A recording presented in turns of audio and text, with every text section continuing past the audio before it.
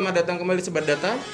Bersama saya Anto, kita bertemu lagi di podcast BPS Kota Semarang Berisik Asik. Kali ini kita kedatangan tamu istimewa dari Kemenpan RB. Dengan Bapak siapa? Bapak atau Mas? Mas aja ya, biar enak ya. Dengan Mas siapa mungkin boleh memperkenalkan diri? Saya Yaneri. Yaneri. Saya dari Kemenpan RB. Untuk hari ini saya datang ke BPS Kota Semarang ini dalam rangka evaluasi penerapan implementasi zona integritas oleh BPS Kota Semarang. Oke, BPS Kota Semarang. Oke. Berarti ini sebenarnya hari yang sangat istimewa bagi BPS Kota Semarang khususnya. Ya, mudah-mudahan juga berkesan juga Kota Semarangnya maksud saya bisa kesini. Baru pertama kali Kota Semarang atau udah beberapa kali sih. Udah beberapa kali ya Mas. Panasnya tetap ya, nggak berubah ya panasnya. Oke. Oke, Mas Yanari. Saya mau bertanya, tadi kan bilang tentang zona integritas ya. Sebenarnya zona integritas itu sendiri apa sih? Ini kita ngambil konsepnya ini seperti dulu kan kita ini terkenal di Indonesia itu terkenal dengan korupsinya, kemudian terkenal dengan KKN-nya lah bahasanya. Yeah. Jadi kita ini mengambil konsep awalnya dari KPK kemudian ke kita. Zona integritas itu perlu saya jelaskan ya Mas, merupakan salah satu program di Stranas PK KPK Stranas PK yang salah satu tim di dalamnya itu adalah Kemenpan RB. Lebih lengkapnya adalah konsepnya itu adalah kita ingin tahu kan Mas, transparansi itu kan, transparansi internasional kan. Kita ingin maksudnya untuk meminimalisir korupsi itu kita ingin mewujudkan ibaratnya pulau-pulau kecil untuk berintegritas gitu. Jadi misalnya dari kita membentuk nih pulau, misalnya contoh nih benuanya BPS.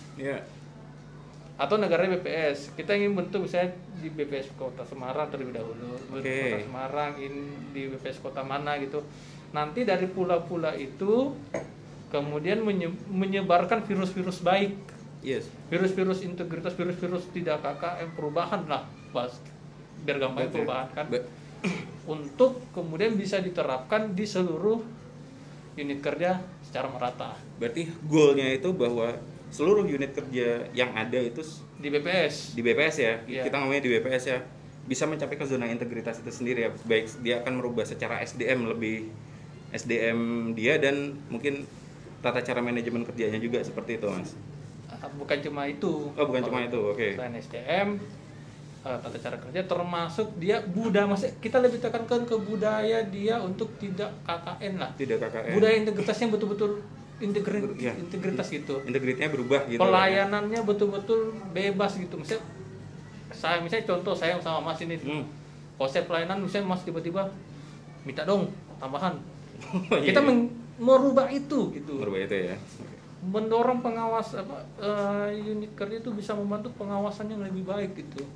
Seperti itu. Jadi kolaborasilah mewujudkan wilayah-wilayah yang bebas dari hal seperti itu. Oke. Pertanyaan selanjutnya, ini kan goalnya kan menuju ke situ. Ada nggak sih mungkin selama ini yang Mas mungkin melakukan evaluasi gitu ya?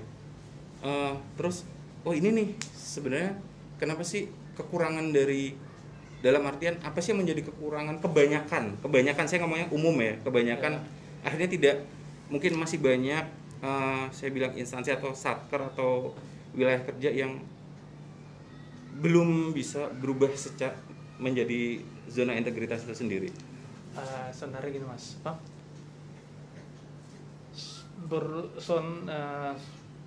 daerah unit kerja itu semua pasti merujuk ke sana. Cuma kadang setelah dilihat kemudian didalamin kan, ternyata mereka pertama pelayanan publik, ternyata ada masyarakat nih ternyata belum puas seperti itu. Kedua masih banyak tuh kadang-kadang ya selip-selipan ya Mas, ada yang ketemu ada yang enggak. Gitu. Karena kita kan zona integritas itu merupakan ibaratnya reformasi birokrasi versi mini. Oh, versi mini ya. Versi mini karena dia dari bawah untuk mendorong ke atas. Kalau kan kita kan selain mempush dari atas, dari bawah aja kita push biar sama-sama tuh sejalan sama-sama berubah gitu. Jadi ya itu Mas apa yang menyebabkan di situ kadang-kadang persepsi masyarakat kita juga mendengarkan masyarakat itu. Kita juga mendengarkan keluhan-keluhan dan sebagainya. Jadi kadang-kadang dari situ juga ternyata berpengaruh gitu berpengaruh ya? Gitu. Itu paling berpengaruh. Nah oke. Terus tadi kita udah ngomongin zona integritas. Nah di zona integritas itu kan ada menuju wilayah WBK dan WBBM. Kita ngomongin yang WBK dulu aja deh. Wilayah bebas korupsi itu istilahnya ini udah ada ZI nih, terus ada lagi WBK. Itu tuh secara korelasinya itu gimana Mas? ZI itu ya lebih ke zonanya gitu Mas, zonanya. WBK itu cuma semacam kayak predikat aja. Oh gitu. Predikat saja. Zona integritas itu mau dibilang WBK, WBBM itu udah dalam lingkup zona integritas itu. Cuma WBK, WBBM itu cuma predikat. Tapi saya pribadi Mas sampai sekarang itu selalu ketemu ini, saya selalu yakin semuanya itu bebas ke korupsi, bebas yakin, saya yakin itu. Cuma kan ternyata masyarakat itu kan punya persepsi sendiri. Kita mendengar dari semua pihak. Oke. Berarti memang ada sebagai evaluator melihat di internal dan di eksternal juga itu ya. Oke. Terakhir deh nih Mas. Terakhir. Tadi udah untuk kita ngomong sudah berapa banyak sih dari Satker BPS kita ngomongnya yang sudah mungkin yang kalau misalkan tahu mungkin yang sudah meraih WBK itu sendiri atau mungkin WBBM ya. Indonesia mungkin atau mungkin Indonesia lah. Saya ngambil sampel aja ya. Oke, sampel aja. Tonal itu cuma beberapa sih, enggak sampai puluhan ya, cuma beberapa.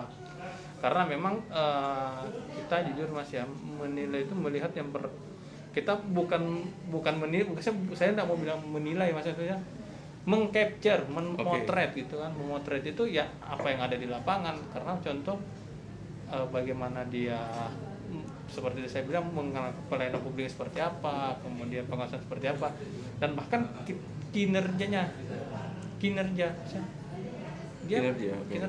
bagaimana inovasi yang dilakukan untuk pelayanan dan pengawasan ini mempengaruhi kinerjanya seperti apa. Itu seperti itu. Jadi kita banyak hal yang memang dia di istilahnya di capture itu sendiri ya. Oke. Nah, mungkin untuk sobat data mungkin bisa sedikit tahu nih, mungkin kalau mungkin ada mitra yang datang ke sini terus kita lagi kenceng-kencengnya, bukan kenceng-kenceng ya, kita lagi membina untuk agar menjadi satker yang masuk ke zona integritas, menjadi di bagian dari zona integritas, ataupun ada mungkin kalau pas di depan BPS Kota Semarang misalkan menuju WBK, WBBM. Nah, ini mungkin sedikit informasi dari Mas Yaneri, aduh maaf dari Mas Yaneri dari Kemenpan RB mengenai apa sih itu zona integritas, apa sih itu WBK, WBBM.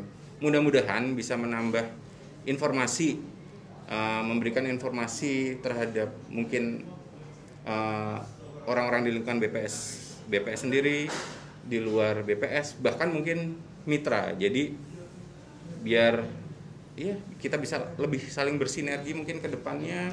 BPS Kota Semarang juga semakin bisa memperbaiki diri gitu, dengan nggak hanya berpuas diri, ini udah kayak gini nih, udah mungkin udah didatengin nyantai, ya nggak nyantai juga ya Mas ya. Habis itu kita juga harus genjot lagi agar ya dari internal kita sendiri lebih baik, dan ke eksternal pun puas dengan terbantukan dan puas dengan BPS Kota Semarang itu sendiri.